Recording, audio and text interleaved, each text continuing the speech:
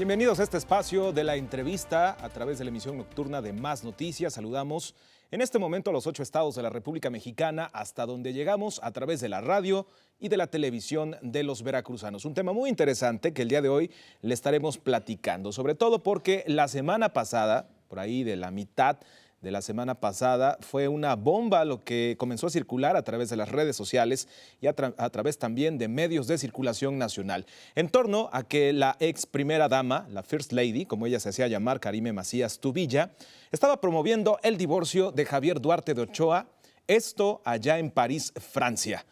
Para analizar el tema, sobre todo que tiene que ver con los recursos desviados, se habla aproximadamente de más de 250 millones de pesos y 40 que también están comprobados se desviaron a través del Sistema Estatal para el Desarrollo Integral de la Familia. Y es que, pues finalmente, a la primera exdama no se le acusa de ninguno de los cargos por los que en estos momentos Javier Duarte de Ochoa está preso allá en Guatemala. Para platicar acerca de este tema se encuentra con nosotros un experto en el nuevo sistema de justicia penal, experto también en derecho, el doctor Carlos Antonio Vázquez Azuara, director del Instituto de Investigaciones de la Universidad de Jalapa, a quien le doy la bienvenida. Doctor, amigo, muchísimas gracias por estar con nosotros esta noche. Mi querido Ángel, qué gusto saludarte, es un verdadero placer estar aquí con todos ustedes y un saludo a todos los televidentes de Radio y Televisión de Veracruz, siempre un placer estar aquí. Muchísimas gracias, doctor. Pues iniciamos con el tema porque dicen que todo lo que en estos momentos está haciendo la familia Duarte Macías es digno de sospecha. La petición de divorcio es verdaderamente una situación de la cual las veracruzanas y los veracruzanos tenemos de qué preocuparnos. Sin lugar a dudas, mi querido Ángel, y bueno, es importante, se ha dicho efectivamente que se busca ya la disolución del vínculo matrimonial entre Javier Duarte de Ochoa y Karime Macías Tubilla. Toda situación que ahora gira en torno a Javier Duarte debe preocupar a los veracruzanos. ¿Por qué? Porque finalmente el exmandatario del Estado, que actualmente se encuentra privado de su libertad, buscará todas las estrategias jurídicas a su alcance para poder seguir beneficiándose o en un momento dado poder quedar impune lo más posible de todos los delitos que precisamente se le están imputando y además poder conservar la mayor cantidad de bienes y de dinero que ilegalmente sustrajo del erario público.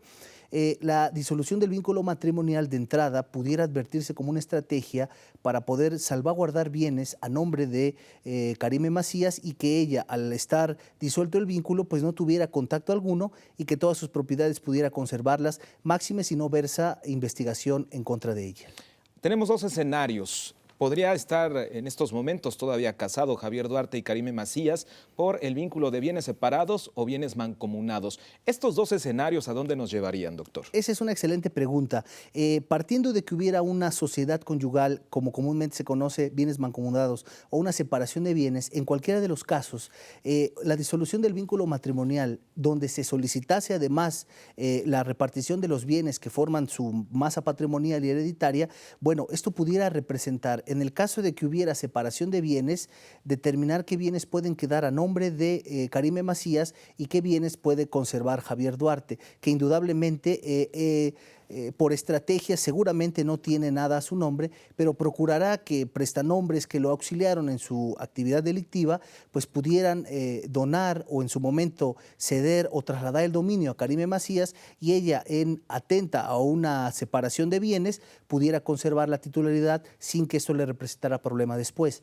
Si fuera sociedad conyugal, el panorama sería similar. Tendrían que decretar la disolución de la sociedad y entonces hacer un traslado de dominio a favor de Karime Macías y los bienes que ella adquiriese por esa separación, bueno, quedarían ya intocados en futuras investigaciones, a menos que evidentemente, y es lo que se esperaría, las indagatorias pudieran resultar en que estos bienes se adquirieron de manera ilícita y entonces iniciar procesos de acciones reivindicatorias para restituirlos. Pero esto representaría más problema. Sin duda alguna, una estrategia de separación para conservar bienes en su favor pudiera ir en detrimento de los intereses de los veracruzanos. Doctor Vázquez Azuara, muchas personas se han comunicado a través de las redes sociales y la pregunta es, ¿por qué está haciendo este alegato jurídico en París, en Francia? Ella, hay suposiciones de que está en estos momentos radicando en Inglaterra.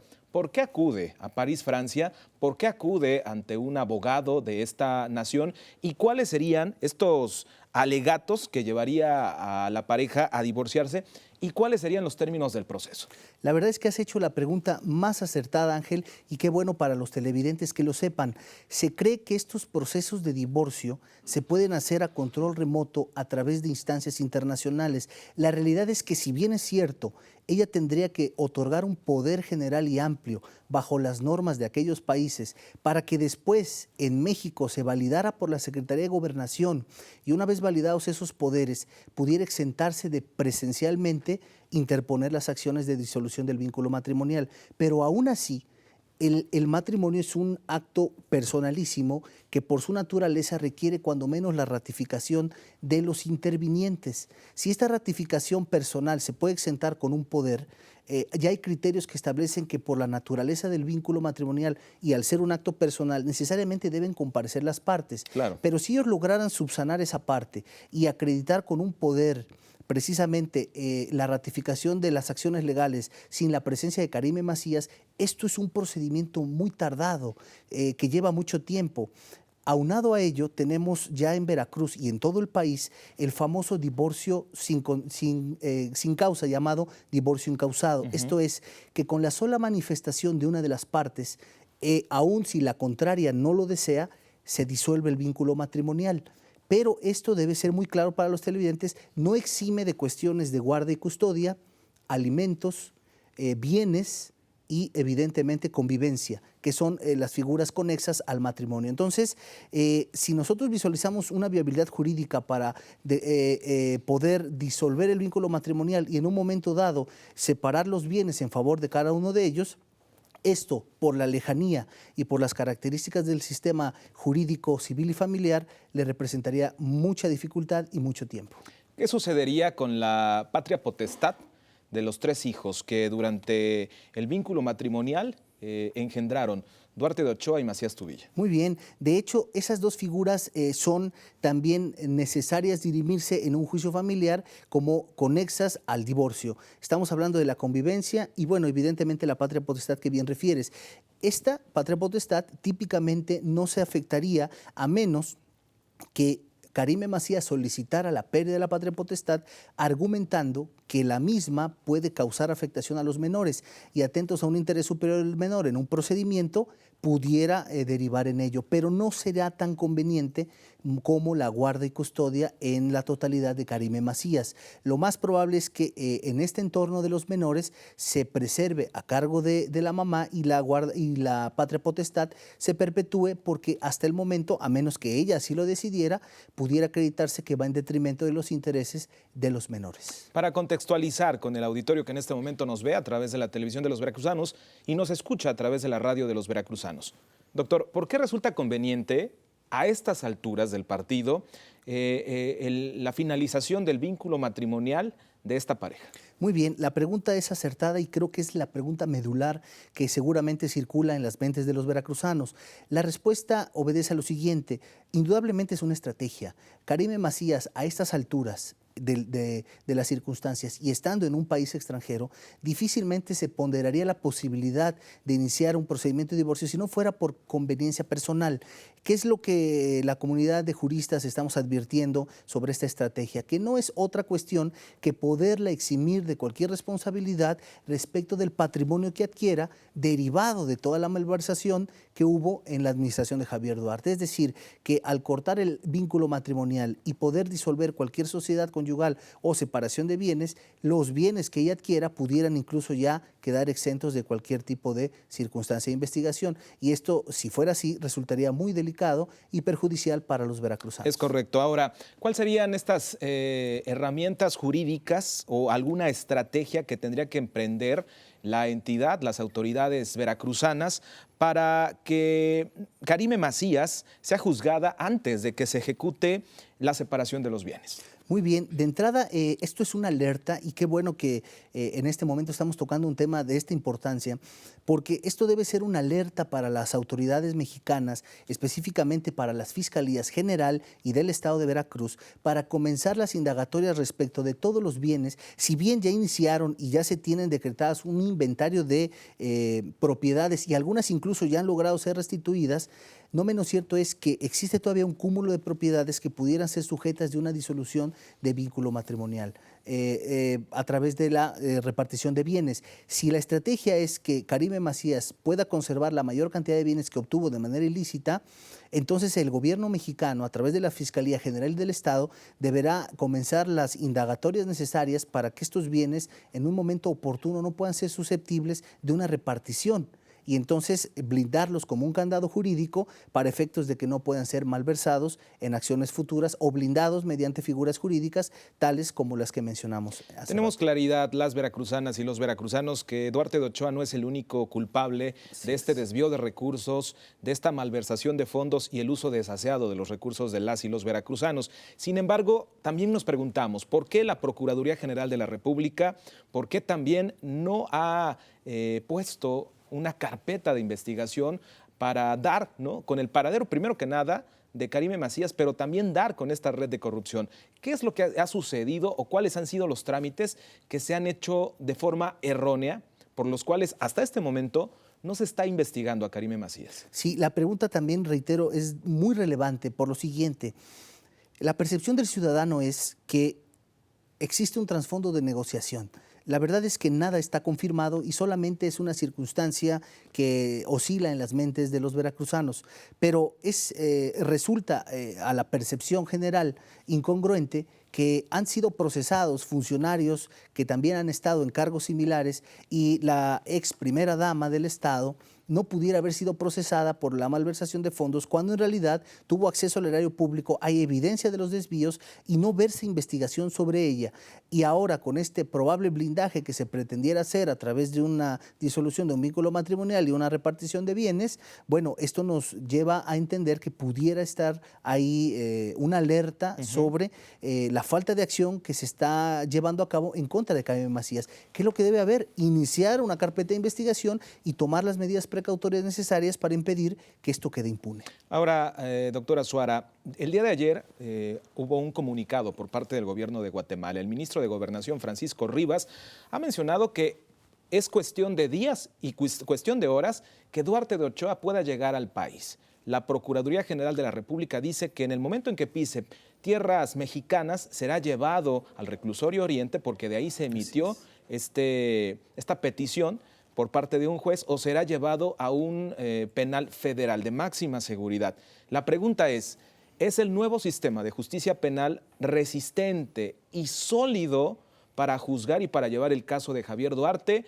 Porque últimamente hemos visto como si hubiera fallas dentro del nuevo sistema de justicia penal o no estuvieran bien integradas las carpetas de investigación de los casos. Esa es La pregunta es de la más alta relevancia, porque además se tiene el temor de que en cuanto Javier Duarte pise suelo mexicano y comience a ser juzgado bajo la óptica del procedimiento penal acusatorio, puede existir la posibilidad de que quedara en libertad y eso sería una bofetada para los ciudadanos veracruzanos. La verdad es que este panorama es muy remoto, comento por qué. Existe la medida cautelar de prisión preventiva que se giró evidentemente mediante orden de aprehensión para la detención cautelar y esta figura opera cuando existe temor fundado y expreso de la sustracción de la acción de la justicia.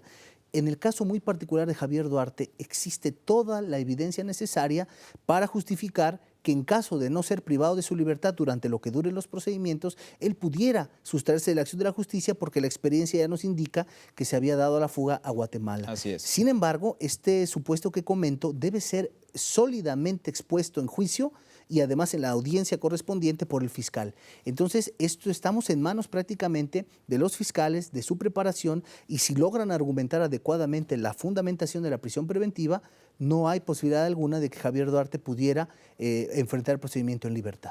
El subprocurador de Asuntos Jurídicos e Internacionales habla acerca de que podría ser una pena de aproximadamente 25 a 30 años. ¿Es real realmente esta pena, estos años que podría pasar, o hablamos de un término menor? La verdad es que aquí hay un gran problema.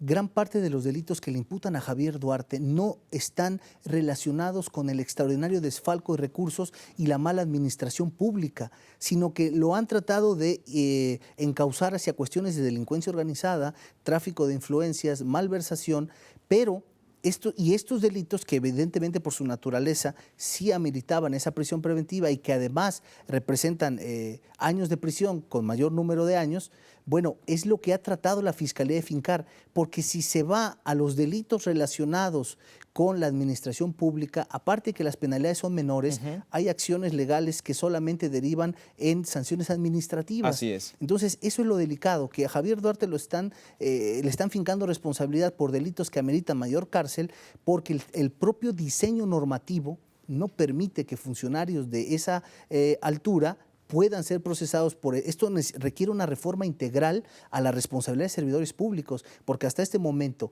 los desvíos, los desfalcos y toda esa circunstancia relativa a la administración pública, lo hemos visto, están al orden del día. Desafortunadamente no ameritan esas sanciones que sí deberían estar impuestas. Doctor Carlos Antonio Vázquez Azuara, investigador y director del Centro de Investigaciones de la Universidad de Jalapa. Celebramos que esté esta noche con nosotros hablando de este tema que es tan particular y sobre todo importante y que preocupa a la gran cantidad de las veracruzanas y los veracruzanos que en este momento lo están viendo y lo están escuchando. Gracias por estar con nosotros esta noche. Mi querido amigo Ángel, para mí siempre es un verdadero placer estar aquí, saludar a todos los televidentes y verdaderamente me complace mucho poder externar y compartir puntos de vista contigo. Vamos al cierre de la emisión nocturna de Más Noticias. Adelante, Adriana.